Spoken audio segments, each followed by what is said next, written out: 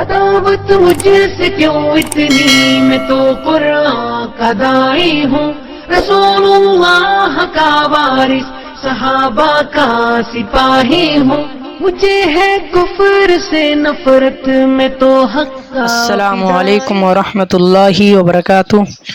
الحمد للہ کفا وسلام علی عبادہ الذین اصطفیٰ، اما بعد، قال النبی صلی اللہ علیہ وسلم طلب العلم فریضۃ علی کل مسلم۔ محترم ناظرین، پچھلے حدیث کے اندر ایک تفصیلی بحث ہم نے کی تھی کہ نیند نواقض وضو ہے یا نہیں۔ علماء کیا اس میں مختلف اقوال تھے۔ میں پچھلی ویڈیو کے اندر بتایا کہ علماء کے 8 اقوال ہیں اس سلسلے میں کہ نیند نواقض وضو ہے یا نہیں۔ ہم نے راجح قول آپ کے سامنے رکھا تھا کہ نیند نواقض وضو اس صورت میں ہے جب نیند گہری ہو۔ ہلکی نیند آ جانے کی صورت میں نیند نواقض وضو نہیں ہے۔ ہم نے تفصیل سے اس پر بحث کیا ہے، آپ پچھلے حدیث کو دیکھ لیں۔ آج کے حدیث کے راوی عبداللہ ابن عباس رضی اللہ عنہما ہیں۔ عبداللہ ابن عباس رضی اللہ عنہما کے تعلق سے پچھلے ویڈیو کے اندر بھی ہم نے ذکر کیا۔ اس ویڈیو کے اندر بھی کچھ آپ جان لیں کہ یہ نبی صلی اللہ علیہ وسلم کے چچیرے بھائی ہیں، یعنی عباس بن عبد المطلب کے یہ بیٹے ہیں، اور یہ نبی صلی اللہ علیہ وسلم کے ہجرت کے 3 سال پہلے مکہ میں پیدا ہوئے۔ یہ بہت بڑے عالم، فقیہ اور مفسر قرآن تھے۔ اور ان کے تعلق سے ایک واقعہ بہت مشہور ہے کہ اللہ کے رسول صلی اللہ علیہ وسلم سے انہوں نے ایک مرتبہ کہا کہ اللہ کے رسول، میں نے جبریل علیہ السلام کو اپنی آنکھوں سے دیکھ لیا ہے، ان کی اصلی حالت میں ہم نے دیکھا۔ تو اللہ کے نبی صلی اللہ علیہ وسلم تعجب میں پڑ گئے اور کہنے لگے، کیا تم نے واقعی جبریل کو اپنی آنکھوں سے دیکھا ہے؟ تو عبداللہ ابن عباس رضی اللہ عنہما نے کہا، جی میں نے واقعی جبریل کو اپنی آنکھوں سے دیکھا۔ تو اللہ کے نبی صلی اللہ علیہ وسلم نے کہا کہ اگر واقعی میں تم نے دیکھا ہے تو تمہاری آنکھ اندھی ہو جائے گی، یعنی تمہاری آنکھ کی بینائی چلی جائے گی۔ اور یہ بات ثابت ہوا اس وقت جب یہ حج کرنے کی نیت سے جب جانے لگے تو ان کی آنکھ کی بینائی ختم ہو گئی۔ بہرحال انہوں نے اپنی آنکھوں سے جبریل علیہ السلام کو اصلی حالت میں دیکھ لیا تھا۔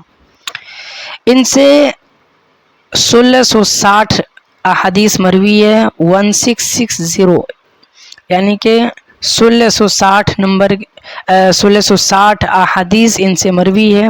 ان کی وفات 68 ہجری میں ہوئی، عیسوی سن کے مطابق 687 عیسوی کو ہوئی طائف میں۔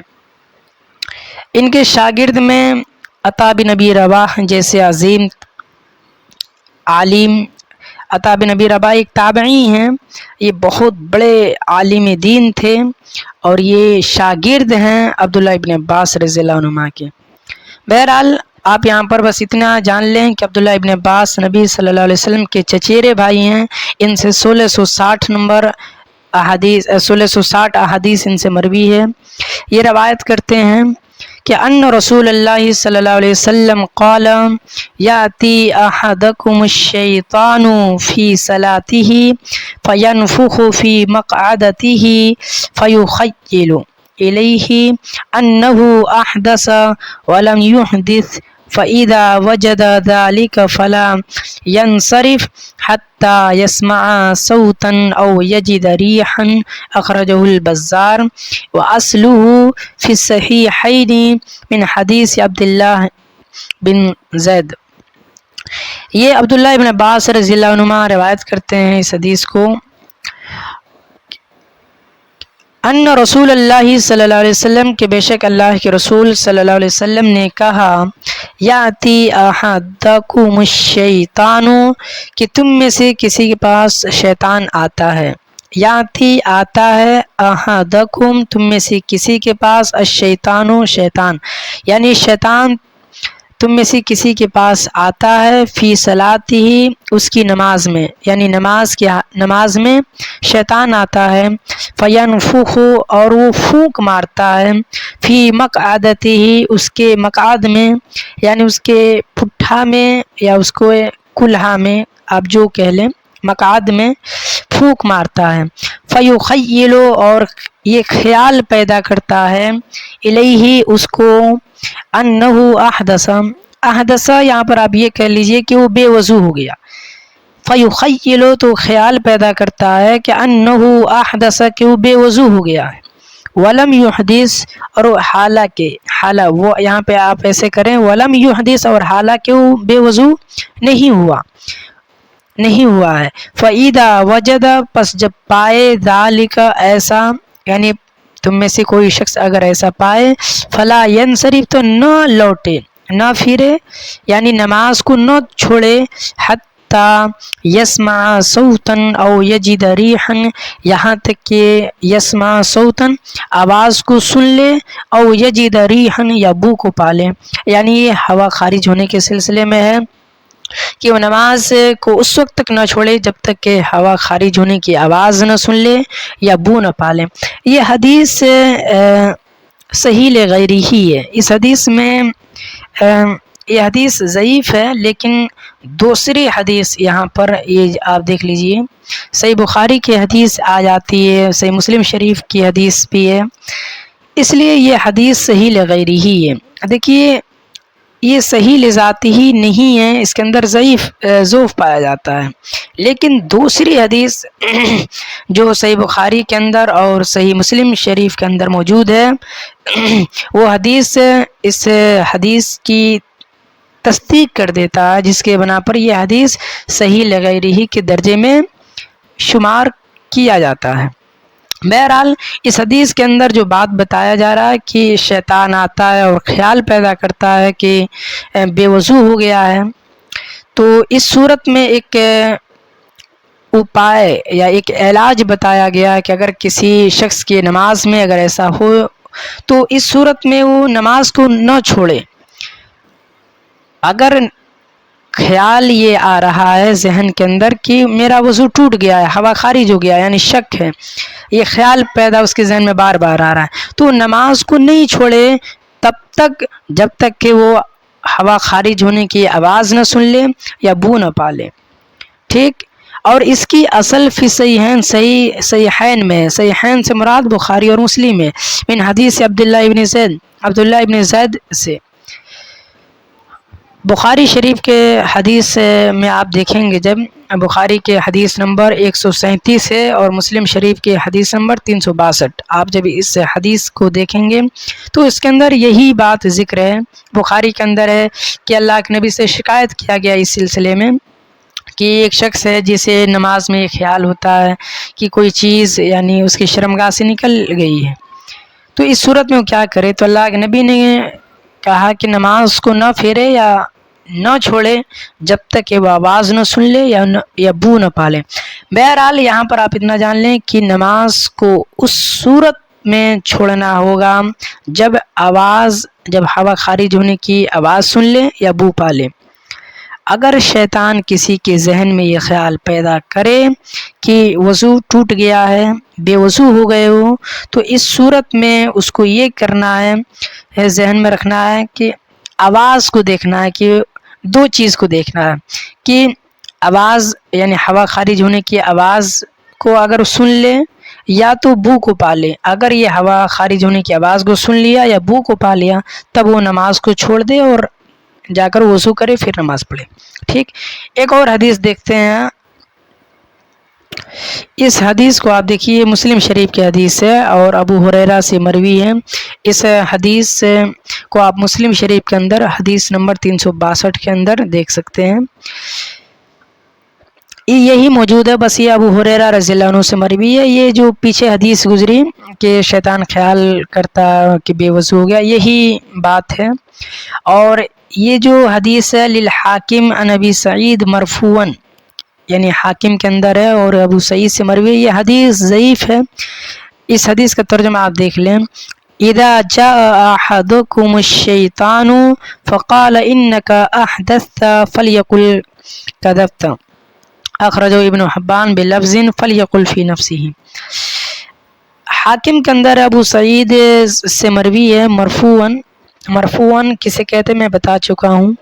اذا جاء احدکم، مرفوعاً یہاں پہ کہتے ہیں کہ یعنی اللہ کے رسول صلی اللہ علیہ وسلم کے قول کو مختصر میں آپ یہ جان لیجئے کہ اللہ کے رسول صلی اللہ علیہ وسلم کی قول فعل تقریر کو مرفوعاً کہتے ہیں۔ اذا جاء احدکم الشیطان، جب تمہارے پاس شیطان آئے، اذا جاء جب آئے، احدکم الشیطان تم میں سے کسی کے پاس شیطان، فقال کہے یہ نماز کی حالت میں بات ہو رہی ہے، نماز کی حالت میں شیطان آیا اور کہے انک احدثت کہ بے شک تو بے وضو ہو گیا ہے، فلیقل تو چاہیے کہ وہ کہے کذبت تو جھوٹا ہے، تو نے جھوٹ بولا یا تو جھوٹا ہے۔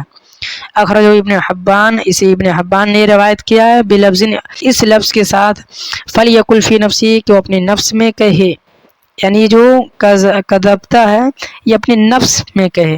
یہ حدیث ضعیف ہے، اس حدیث کا اعتبار نہیں کیا جائے گا۔ آپ بس اتنا جان لیں کہ اگر شیطان یہ خیال پیدا کر رہا ہے کہ بے وضو ہو گئے، تو اس صورت میں اس کو دو چیز دیکھنا ہے کہ ہوا خارج ہونے کی آواز کو یا تو سن لے یا تو بو کو پا لے۔ اگر وہ ہوا خارج ہونے کی آواز کو سن لیا یا بو کو پا لیا تو اس صورت میں وہ نماز کو توڑ دے گا اور جا کر وضو کرے گا، پھر نماز پڑھے گا۔ تو یہ باب نواقض الوضو مکمل ہو گیا۔ انشاءاللہ ہم بہت جلد ایک ویڈیو بنائیں گے کہ کون سی چیزیں نواقض وضو ہیں۔ اس پورے حدیث کے اندر ہم نے جانا کہ بہت ساری چیزیں نواقض وضو ہیں، ہم اس کو ایک الگ ویڈیو میں رکھیں گے تاکہ آپ کے لیے آسانی ہو کہ کوئی سوال کرے کہ نواقض وضو کیا کیا ہیں تو آپ آسانی سے بتا سکیں۔ اس لیے ہم ایک اسپیشل اس پہ ویڈیو بنا کر اپلوڈ کریں گے کہ نواقض وضو کیا ہے، کون چیزیں نواقض وضو میں شمار ہیں۔ انشاءاللہ اللہ تعالیٰ سے دعا ہے کہ اللہ تعالیٰ ہمیں مزید کہنے اور سننے سے زیادہ حدیث پر عمل کرنے کی توفیق عطا فرمائے، آمین۔ والسلام علیکم ورحمۃ اللہ وبرکاتہ۔ اور مزید میں یہ بھی کہنا چاہتا ہوں کہ اگر کسی بھی طریقے سے کوئی ڈاؤٹ ہو، کوئی شک ہو یا کوئی بات سمجھ نہ آئے، آپ فوری طور پہ آپ کمنٹ کر سکتے ہیں، اور جو بھی مسئلہ پیش آئے آپ کمنٹ کر سکتے ہیں۔ انشاءاللہ ہم کوشش کریں گے کہ آپ کے جواب کو جلد سے جلد دے دیں۔ اور مزید یہ بھی کہیں گے کہ اگر کسی کو ایسا لگتا ہے کہ وہ حدیث کوئی یاد کرنا چاہتا ہے، یعنی حفظ حدیث، پچھلے یعنی کوئی ویڈیو میں تقریباً کسی نے کمنٹ کیا تھا کہ ہم کوئی حدیث کو حفظ کرنا چاہتے ہیں تو کون سے حدیث ہم حفظ کریں۔ انشاءاللہ جب ہم کتاب الطہارہ مکمل کر لیں گے تو ہم مزید ایک باب کے سلسلے میں بتائیں گے کہ کون سی حدیث آپ یاد کریں گے، کون سی حدیث یاد نہیں کریں گے۔ ہم اس پہ اسپیشل ویڈیو بنائیں گے، مزید ہم ایک PDF کی شکل میں بھی آپ کو پرووائڈ کریں گے کہ کون سی حدیث آپ کو یاد کرنا چاہیے، اور مزید جو مسائل ہے نوٹس وغیرہ بھی کتاب الطہارہ مکمل ہونے کے بعد بھیج دیا جائے گا۔ اللہ تعالیٰ سے دعا ہے کہ اللہ تعالیٰ ہماری کوشش کو قبول فرمائے اور ہماری محنت کو قبول فرمائے، اور اللہ تعالیٰ ہمیں اس کا بہتر اجر دے۔ اللہ تعالیٰ کہنے اور سننے سے زیادہ ہم سب کو عمل کرنے کی توفیق عطا فرمائے، آمین۔ والسلام علیکم ورحمۃ اللہ وبرکاتہ۔